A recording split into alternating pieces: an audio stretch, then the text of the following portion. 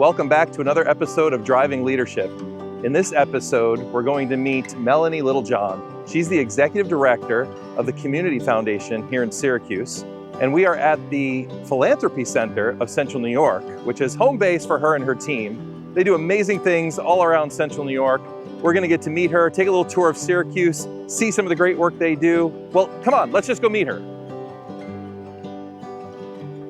Melanie, hello. Hi, Bill. Good morning. How are you? I'm doing awesome. I'm so excited for today. Thank you for too. doing this with me. Thank you. Yes. Thanks for inviting me. Are you kidding? Yeah, so I know you're going to show me some great things your organization does here in the city. Yeah. You ready for a little ride? And I think we're going to take a walking tour, ready. right? All I'm right. ready. I'm ready. So I heard you sing karaoke, right? We're going to we're not going to Don't believe we're not it. doing that in the Not one of my skills. Okay. No. Well, good.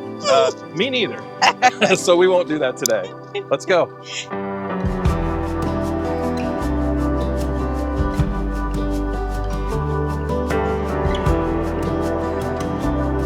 So you're newer in your current role. Yep. Yeah. So tell me about how long now? It's about almost 120 days. Yeah. So tell me about the first 120 days and tell me about how you found this role, like how you landed in this. So the first 120 is all a blur, right? Still a blur, right? Still a blur, but the best blur that I've had in my career.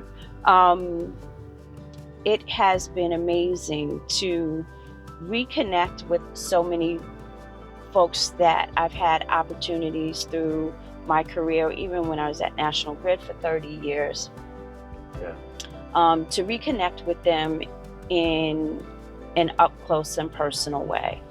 The other piece is also meeting donors, many of whom I knew, but there's a bunch that have just been these quiet, unbelievable philanthropists that I'm now having an opportunity to connect with. That's so awesome. That's been amazing. And then just the full immersion into our community in the whole of Central New York. And then working on core issues to really maximize this moment of transformation.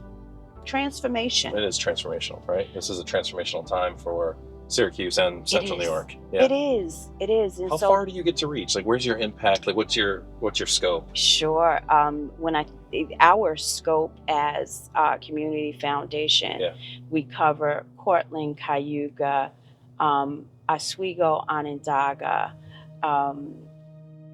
and it is. It's a big footprint. It's a big footprint. That's a lot of space, a lot of people. There's a lot of people, and it's just it's amazing. And I touched all of these same communities when I worked at National Grid. Yeah. Okay. But now I'm touching them in a different way. Right. And I love it. I work really long hours because I want to, and I love it. I love meeting and talking and connecting with people. That's what fuels me. Yeah. To hear both the dreams and the aspirations of our community. Yes. And then to figure out how we may play a role in helping bring these dreams and aspirations to life. So what was her mission or purpose for getting this She was built? Actually responsible for community engagement and wanted it, and a part of the engagement and conversations that she and her team had with residents in the area. This was a food desert. Yeah. So at first it was about fresh food. Yes. And access to food.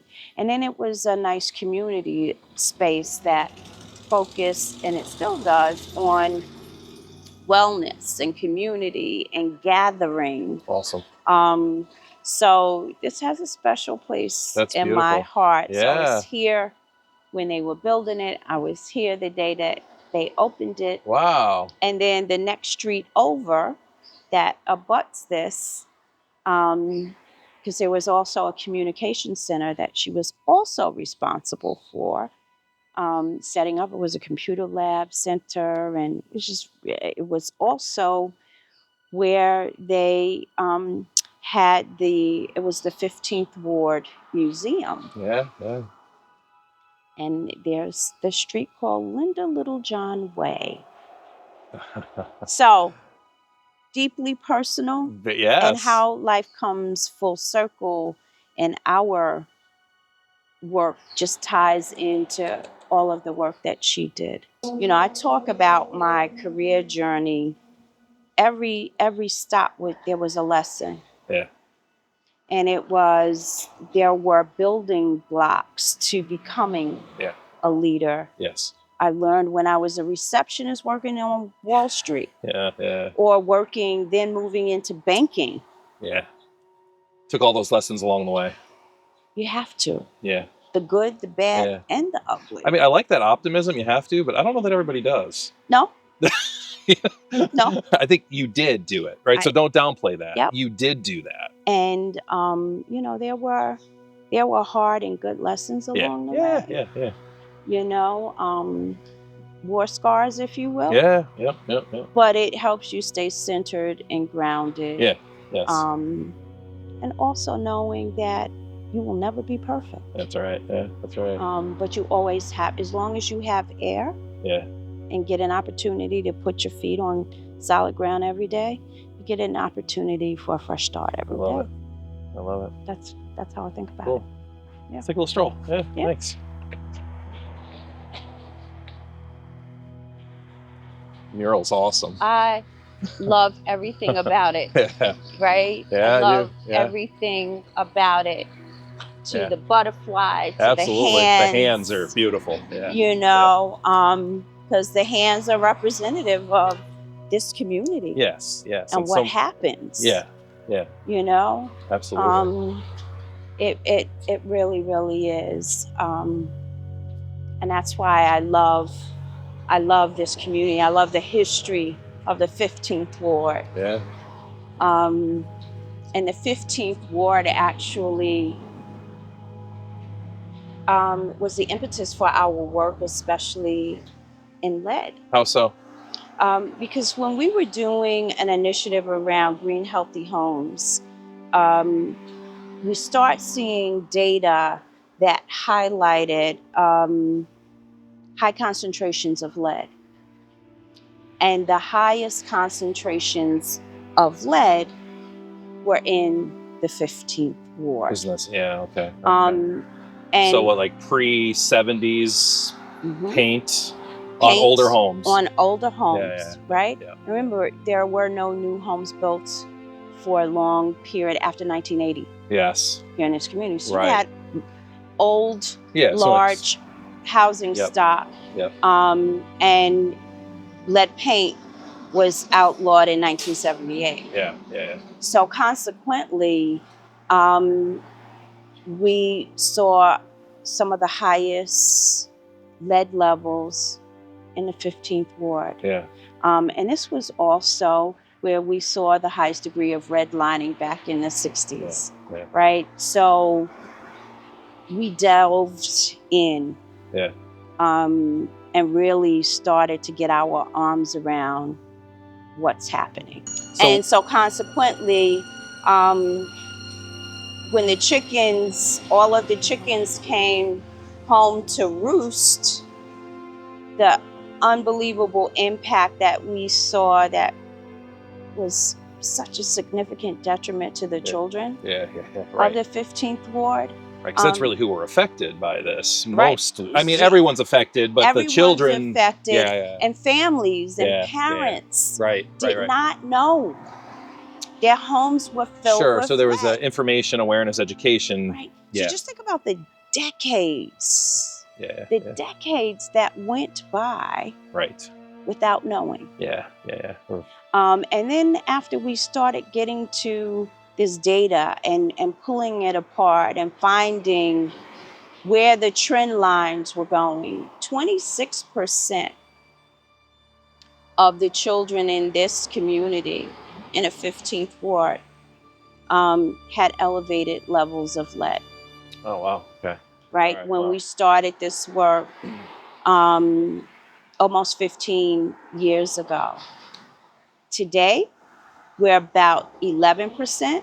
The Okay. numbers are still too high. I was gonna say, what's the? It's I'm sure the goal is moving. 0, but like, what's a?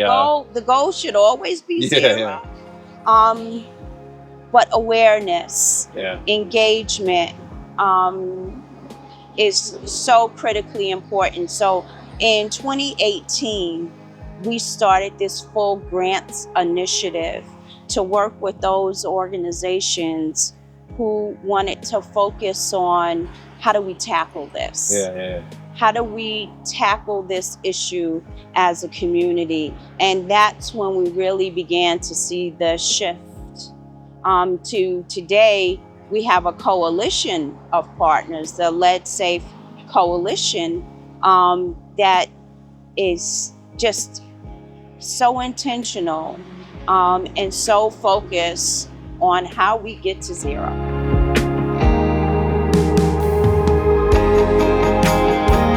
This is awesome. Good morning. How are you? Good seeing you. Arlena. Hi, Arlena. Hi, Arlena. I'm Bill. Nice to meet you. Really good to meet you. Thanks for having us here. Oh, absolutely. Welcome to Cafe St. Club. Thanks. Yes. Arlena is the brains and the beauty and the passion and the leader behind this beautiful space. I One of many. can't wait to learn more about it. Thank you. Absolutely. We're kind of been in like a transition. As you can kind of see, the refrigeration unit used to be a grocery store. Okay. And so that model kind of failed. And Okay. so So that's part of the used to be. this is all part of the used to Okay. be. So Yeah. I apologize for the aesthetic. No. Well, yeah, It's authentic. It's where we are. It's what it is right now. Exactly. It's all good. No, it's all good. So yeah, the board at the time wanted to re-envision the space to be something that could kind of look like a cultural community hub where there's resources, where people can come and gather. Gathering is huge in the Black community, where people can get access to health and wellness, information, classes, talk to instructors. Had a great partnership with the resources group. We had a stakeholder wellness and resource center where people had access to hygiene items. They had a clothing closet. They had peer counseling, case management, things that were happening all throughout COVID.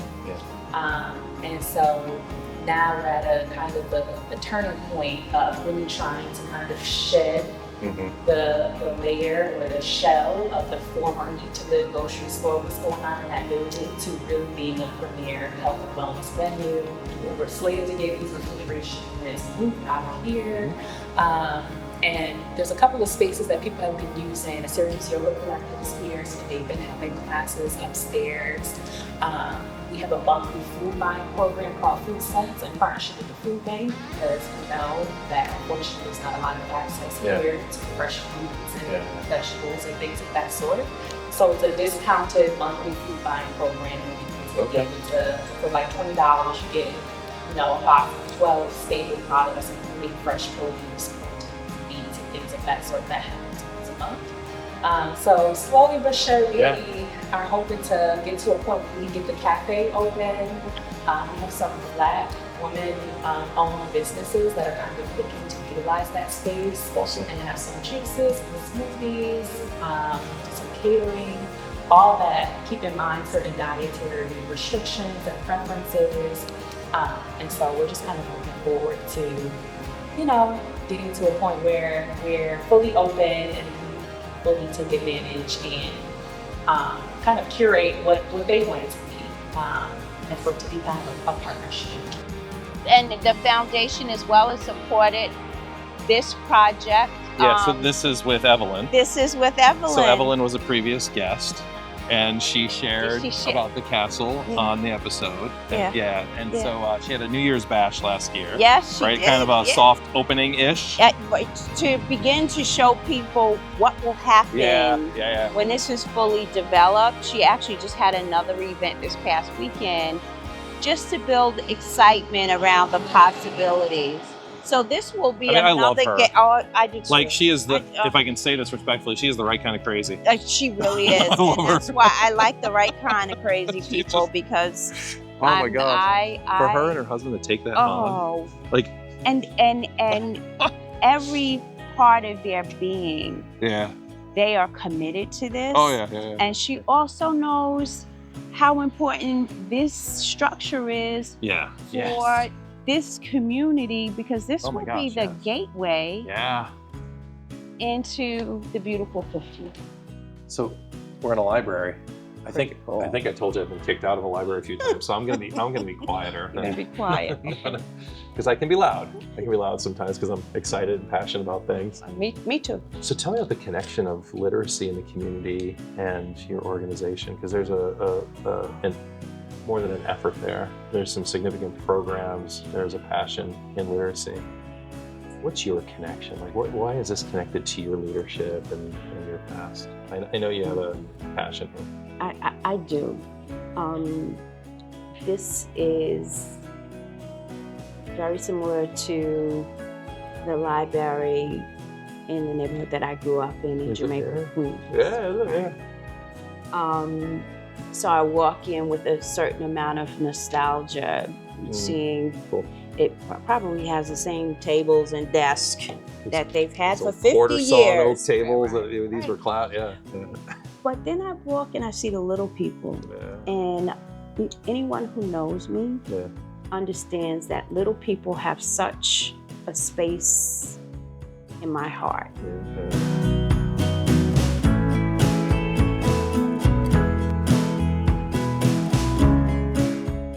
You know, you did say something to me that we were just talking about, how leadership sometimes it's really about It's improv. you don't know. You don't know, right? You don't know. You know the only rule to improv? Yes and. Yes and. Yes and, right? So you are we crossing? Yeah, Yes we're and, right? crossed. Yes and. So the reason that exists in improv, right, is that you give the next person the on-ramp, you invite their voice, Yep. and you just let it keep rolling. You just let it keep Right? going. So it's yes and. It's yes and. We sometimes say the answer to how is yes. Mm, Right? How are we I gonna do love it? that. Yes. Yes. I mean, Yes. not to be flippant, but like if you have that energy and that attitude, we will figure it out. You show up with your best. Yeah. Most people want to be helpful, Yeah, exactly. right? And it's like and sometimes I think for me it's yes and you know the answer, show exactly. me and just tell me how I can be of service to you That to makes- remove a barrier. That makes you a strong coach. Yeah, That's your and- coaching in leadership, right? Yeah, You don't have to have the answers. You can have some answers, right. but if we project too many of our own answers, we actually build dependency on our leadership instead of growing and scaling. So Melanie, thank you for this time. Thank you for your energy. Mhm. Thank you for everything you're doing in the community. Where are we? Explain, So we are please. standing in front of the home of Miss Darlene. And Miss Darlene's home, her first home had lead. Yeah. And one of her children had got lead poisoning. Yeah. Huh. And so this house now is lead free, and this is where she and her family live now. So this is about what this work is focused on. It's making sure Miss Darlene and her children have a safe space. Yeah. Getting people safe. That's it. Yeah. Getting them safe in their own homes. In their own homes. Yeah. That they don't have to worry about, is this home healthy or safe? Absolutely. Absolutely. What would you share with our listeners? Maybe someone who's aspiring to think about leadership. Maybe you'd inspire somebody to think about leadership. What would you share? Know your why. Yeah. Know your why. Know what gets you out of bed in the morning. Yeah. Really know it. Really know it. Believe it. Yeah. Believe it. Yeah. Yeah. Melanie, thank you. Thank you. Yeah. Thank you. Thank you.